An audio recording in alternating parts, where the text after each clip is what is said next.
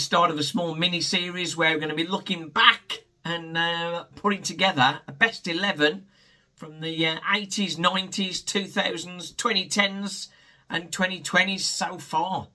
Right then, so first of all, we're going to look at goalkeepers, haven't we? Obviously, for Walsall at the moment, we've got Sam Hornby, Miles Roberts and Jensen Kilroy as our three keepers.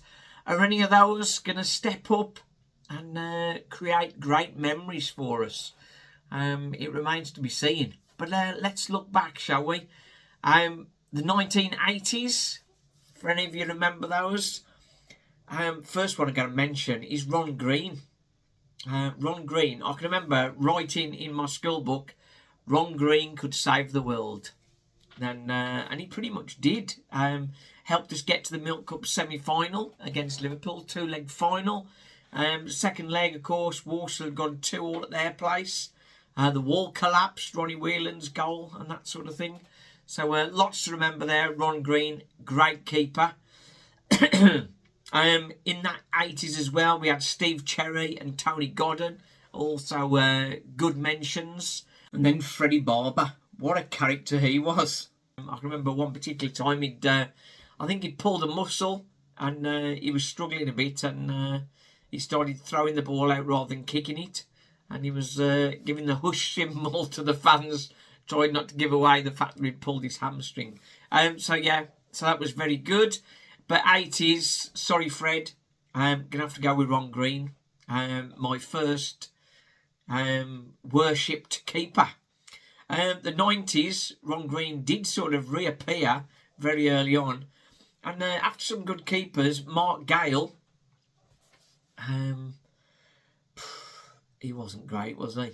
A couple of good performances, but really, Jimmy Walker ran the 90s for Walsall in goal. From 93 all the way through the rest of the 90s and into the 2000s. Jimmy Walker, best by a country mile. Trevor Wood was sort of in and around there, but didn't get much game time. Gavin Ward, don't remember him. He was sort of more 2000, really. Carl Emberson. It's not easy to follow a keeper like Jimmy Walker, is it? So for the 90s, definitely Jimmy Walker. And the 2000s, I say Gavin Ward. Jimmy Walker was still in there. And up to 2003. Andy Petterson. He's going to go down as one of the worst keepers, I reckon. Sorry, Mr. Petterson. I once made a joke. I think Coventry beat us something like about 6-0. And he was to blame for most of the goals. I did comment to somebody that it wasn't bad considering he had a prosthetic arm. And people believed me. That's how bad he was. Right then.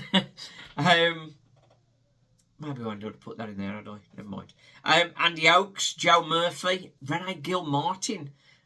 He was sort of in and around the team. Didn't get that many games from what I recall. The player that really stood out after Jimmy Walker had left was the dad, Clayton Ince. The amount of times he just, great big mountain of a guy, he just stepped out onto the penalty spot and just climbed a team's corner and just climbed the ball. Absolutely immense. Loved him.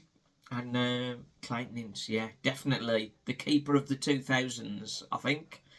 2010s, again, Clayton Ince, great keeper. But how do you replace him? Jonathan Bryan, oh dear. Jimmy Walker came back for a bit. We had David Groff, Liam Roberts in the wings for a lot of it, but did okay. And then Richard O'Donnell, very good indeed. And Neil Etheridge, very special performance. Mark Gillespie, don't recall him too much, if I'm honest. So it's I think it's a toss-up between Richard O'Donnell and Neil Etheridge. I think Etheridge gets it. So we go Neil Etheridge for the 2010s. 2020s. I don't need any records for this. Jack Rose, of course. Liam Roberts sort of moved on. Carl Rushworth, what a keeper. Owen Evans started off really good, but had a real bad season to finish.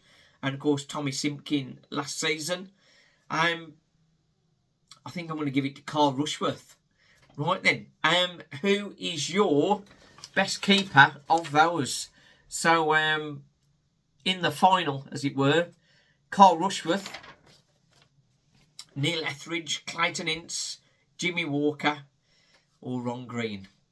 Which one's going forward? Let me know in the comments which one goes forward out of those for our final 11. I think I know what you're going to say.